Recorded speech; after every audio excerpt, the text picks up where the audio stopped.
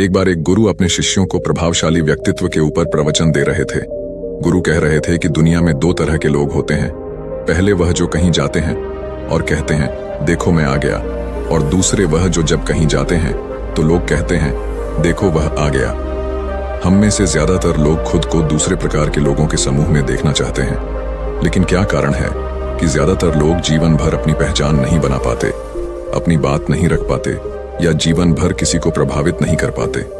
जन समूह का एक बड़ा हिस्सा इसे अपनी बदकिस्मती समझकर स्वीकार कर लेता है और जीवन भर किसी और के दिखाए रास्तों पर चलता रहता है। आपने अक्सर अपने आसपास ऐसे लोगों को देखा होगा जो आपसे अधिक बुद्धिमान होने के बावजूद अपनी जिंदगी में आम लोगों से काफी बेहतर करते हैं। उन्हें देखकर आप यह सोचने पर मजबूर हो जाते होंगे कि आखिर ऐसी क्या चीज है जो इन्हें इतना सफल बनाती है, और सबसे महत्वपूर्ण प्रश्न कि क्या उस कला को आप भी अपने अंदर ला सकते हैं। आपको बता दूं कि उन सफल लोगों के पास लोगों के दिलों को जीतने की कला है। सफलता के शिखर पर यह लोग ऐसे ही नहीं पहुंचे, उन्होंने हर मोड़ पर लोगों को अपनी बातों से प्रभावित किया है और उनके विश्वास को जीता है। आप लोगों को यह जानकर बहुत हैरानी होगी कि यह कला हर कोई सीख सकता है और अपने आप को सफलता की ऊंचाइयों पर पहुंचा सकता है। इसके लिए आपको कुछ बातों को अपने जीवन में उतारना होगा। इन बातों को अपनाकर आप लोगों को प्रभावित करने में महारत हासिल कर पाएंगे। अधिकतर लोग इस कला को सीखने के लिए जीवन भर अलग अलग लोग से सलाह लेते हैं, लेकिन बिना किसी अनुभवी व्यक्ति के वह अक्सर इसे सीखने में असफल रह जाते हैं। गुरु यह सब बोल ही रहे थे कि तभी एक शिष्य खड़ा हुआ और बोला, गुरुदेव, मेरा एक प्रश्न है। मुझे समझ नहीं आ रहा कि मैं कैसे लोगों की भीड़ में अपनी एक विशेष पहचान बनाऊं। आखिर हम कैसे सैकड़ों की भीड़ में अपना एक अलग स्थान बना सकते हैं, और कैसे हम अपनी सकारात्मक छाप अपने आसपास के लोगों पर छोड़ सकते हैं। क्या इसका कोई समाधान है? गुरु ने उस शिष्य को बैठने का इशारा करते हुए कहा, तुम अकेले नहीं हो जो इस समस्या का अनुभव करते हो, बल्कि अधिकतर लोग आज इसी समस्या से जूझ रहे हैं। हो सकता है आप लोगों को इसका समाधान बाहर से देखने में बेहद मुश्किल लग रहा हो, लेकिन अगर आप ठीक से देखेंगे तो पाएंगे कि यह काम आप में से हर व्यक्ति कर सकता है। आपको बस जरूरत है कि आप यह 9 बेहद जरूरी बातों को ध्यान में रखें। इन 9 बातों में सबसे ऊपर आती है आपकी मुस्कुराहट। जी हाँ, हमारे पूरे व्यक्तित्व की शुरुआत ही हमारी मुस्कुराहट से होती है, लेकिन यदि कोई व्यक्ति बिना परिस्थिति को समझे इस मुस्कुराहट का उपयोग करता है तो यही मुस्कुराहट उसके व्यक्तित्व को रूखा बनाने में ज्यादा देर भी नहीं लगाती। इसके अलावा मुस्कुराहट केवल एक ही प्रकार की नहीं होती। अलग अलग प्रकार के अवसरों पर हमें एक अलग मुस्कुराहट देनी होती है जो उस अवसर के संदर्भ में सटीक बैठती हो। हमारी मुस्कान सच्ची या झूठी और प्रभावित करने वाली या मजाक उड़ाने वाली भी हो सकती है। मुस्कुराहट के बारे में एक सबसे जरूरी सीखने वाली बात यह है कि मुस्कुराहट बेहद जल्दी हमारे होठों पर नहीं आनी चाहिए। इससे लोग हमारी बातों को गंभीरता से नहीं लेते।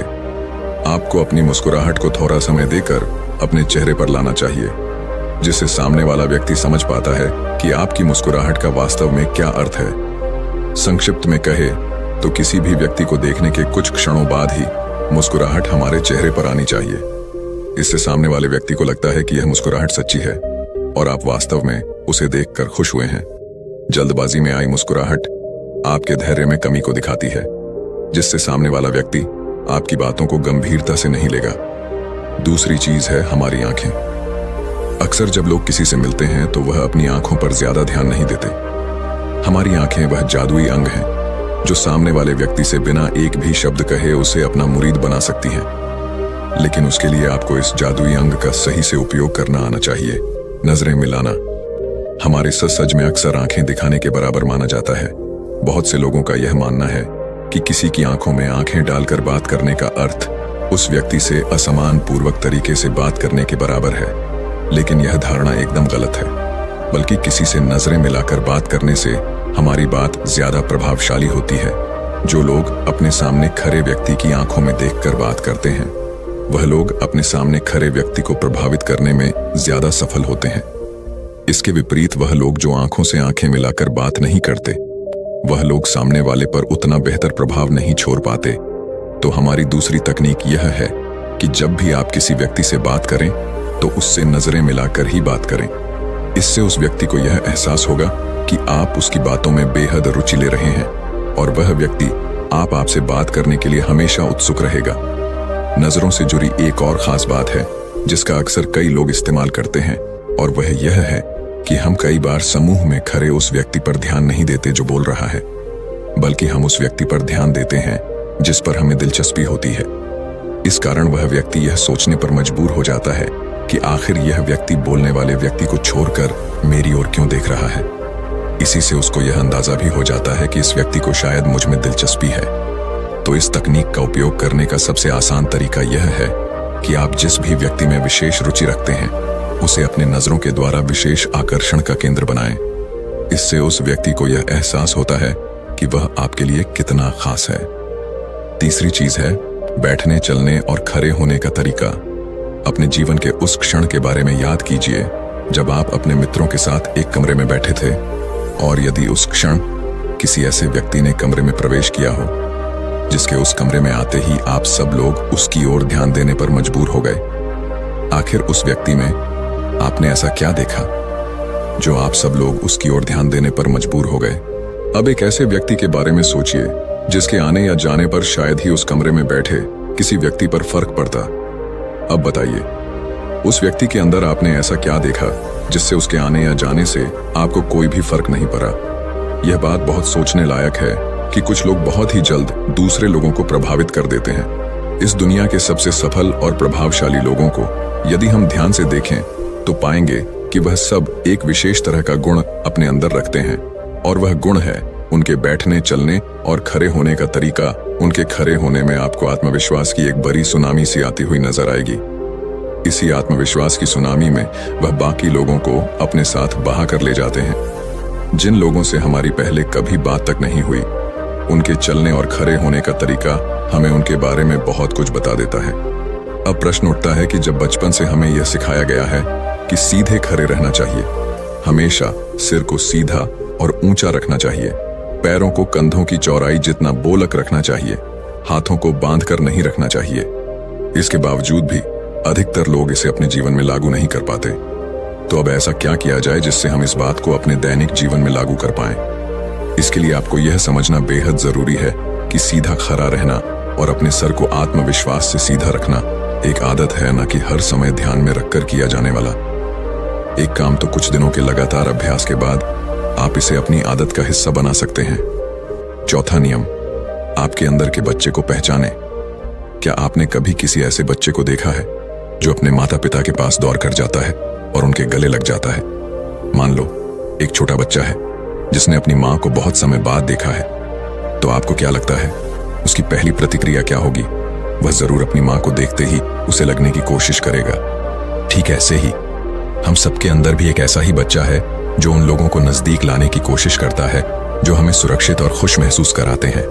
अगर आप वास्तव में किसी व्यक्ति को प्रभावित करना चाहते हैं तो इसके लिए सबसे अच्छा तरीका यह होगा कि आप उनके अंदर के बच्चे को पहचानें और उसे खुश करें। अगर उनके अंदर का बालक मन आपसे प्रसन्न होता है तो वह व्यक्ति आप निश्चित रूप से स्वीकार करेगा, और ऐसा करने के लिए आप सबसे पहले यह पता करें कि वह कौन सी चीजें हैं जो उनके बचपन में उन्हें खुश किया करती थी या जो उनके अंदर के बच्चे को पसंद आएगी।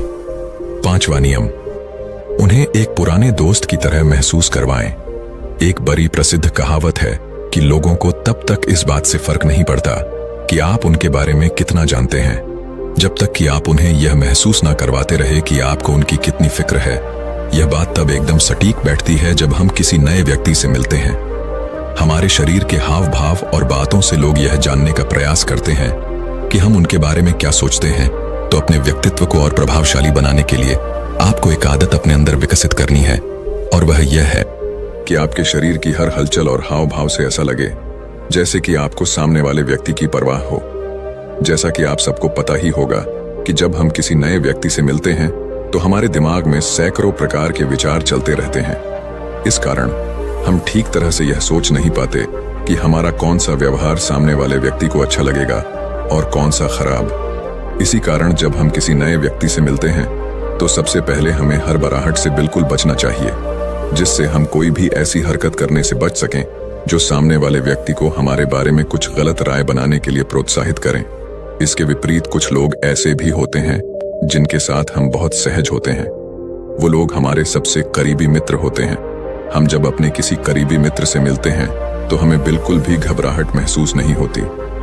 हम एकदम ध्यान से उनकी बातें सुनते हैं और बिना किसी घबराहट के अपनी बात उनसे कहते भी हैं। इसके अलावा हमारा शरीर और दिमाग भी पूरी तरह से उनके साथ होता है। यहीं से हमारी अगली सलाह निकलती है कि जब भी आप किसी नए व्यक्ति से मिले तो अपने दिमाग में यह मानकर चले कि वह व्यक्ति आपका एक पुराना मित्र है। वह पुराना मित्र जो अब कई वर्षों बाद आपसे मिला है। इससे आपके अंदर की सारी हड़बड़ाहट अपने आप ही दूर हो जाएगी। इसके साथ ही आपका उस व्यक्ति के प्रति व्यवहार भी पूरी तरह से बदल जाएगा, जो उस व्यक्ति को अवश्य ही बहुत पसंद आएगा, क्योंकि वह व्यक्ति भी आपसे पहली बार मिल रहा है। इसी कारण उसके दिमाग में भी यह ख्याल आया होगा कि उसे कितना और क्या बोलना चाहिए।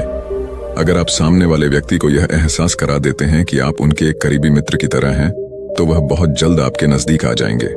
स्वाभाविक है कि आप उस व्यक्ति को ऐसा नहीं बोल सकते कि वह आपका पुराना मित्र है, क्योंकि यह सच नहीं है। यह बात तो केवल आपको अपने दिमाग को बतानी है, जिसे मानने के बाद आपका दिमाग अपने आप ऐसा बर्ताव करने लगेगा जैसे वह व्यक्ति आपका कोई पुराना मित्र है। इसी के साथ आपके शरीर के हाव भाव भी बदलने लगेंगे और आप उस व्यक्ति के साथ और सहज महसूस करने लगेंगे। पुराने मित्र होने की सलाह के बाद कुछ ऐसी चीजें हैं जो आपको ध्यान में रखनी है। अगर आप किसी व्यक्ति के मन को जीत लेते हैं तो उसके बाद भी आप खुद को एक विश्वास पात्र, बुद्धिमान और खुद पर भरोसा रखने वाले व्यक्ति की तरह आभास कराना होता है। छठा नियम, एक विश्वसनीय व्यक्ति की तरह नजर आए। अक्सर जब हम किसी व्यक्ति से झूठ बोलते हैं तो उन्हें हमारे झूठ का आभास हो जाता है। हमारे हाव भाव अचानक बदलने लगते हैं, जिससे सामने वाले व्यक्ति को ऐसा आभास होने लगता है कि शायद यह व्यक्ति मुझसे झूठ बोल रहा है। वहीं कई बार ऐसा भी होता है कि आप सच बोल रहे होते हैं, लेकिन आपके हाव भाव ऐसे होते हैं कि सामने वाले व्यक्ति को वह बात भी झूठी लगती है। तो इसी से निकलती है हमारी छठी सलाह, जो यह सिखाती है कि जब भी आप किसी व्यक्ति से बात करें तो अनावश्यक रूप से अपने चेहरे या शरीर के किसी भी अंग को बार बार न छू, अपनी पलकें बार बार न झपकाए और अपने पैरों को भी बार बार एक दूसरे पर न चढ़ाएं। सातवां नियम, सामने वाले के हाव भाव और विचारों को पढ़े। बातचीत के दौरान आपको सामने वाले के हाव भाव और प्रतिक्रिया पर भी ध्यान देना है। आपको देखना है कि क्या लोग आपकी बात सुनकर मुस्कुरा रहे हैं, क्या वह हाँ में सिर हिला रहे हैं, क्या वह एकदम सहज हैं, या फिर वह आपकी ओर ना देखकर दूसरी ओर देख रहे हैं।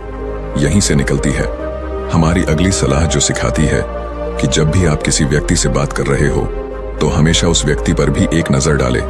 जो बात आप उससे कह रहे हैं, क्या वह उसे प्रभावित कर रही है या नहीं।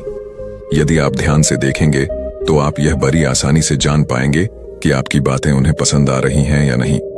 यदि आपको महसूस होता है कि आपकी बातें शायद उन्हें पसंद नहीं आ रही हैं, तो उसी समय कुछ और बातें करने की सोचें। इस तरह से आप खुद को ऐसी बात करने से बचा सकते हैं जो सामने वाले व्यक्ति को आपसे दूरी बनाने के लिए मजबूर कर सकती थी। आठवां नियम, खुद को मानसिक रूप से तैयार करो। कोई भी बड़ा कार्य करने से पहले उसके बारे में ठीक से सोचें और हर दिन उसे अपने दिमाग में पूरा होता हुआ महसूस करें।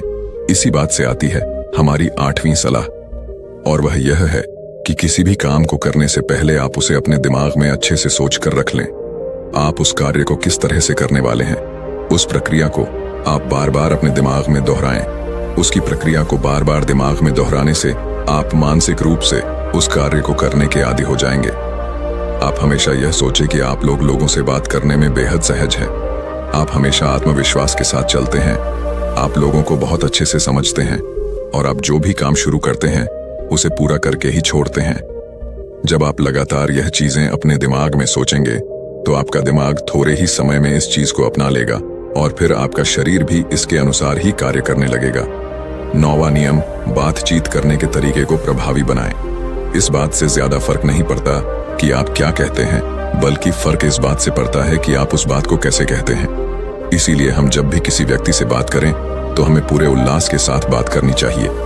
इस बात के लिए भी ज्यादा परेशान नहीं होना चाहिए कि हम क्या बात करने वाले हैं, क्योंकि 80% से भी अधिक बार फर्क सिर्फ इस बात से पड़ता है कि हम बात कैसे करते हैं। इतना कहने के बाद गुरु ने अपना प्रवचन समाप्त किया। उस शिष्य को अपने प्रश्न का उत्तर मिल चुका था। सभी शिष्यों ने गुरु का धन्यवाद किया और आश्रम के अपने अपने कामों में व्यस्त हो गए। तो दोस्तों, उम्मीद है इस वीडियो से आपको काफी कुछ सीखने को मिला होगा।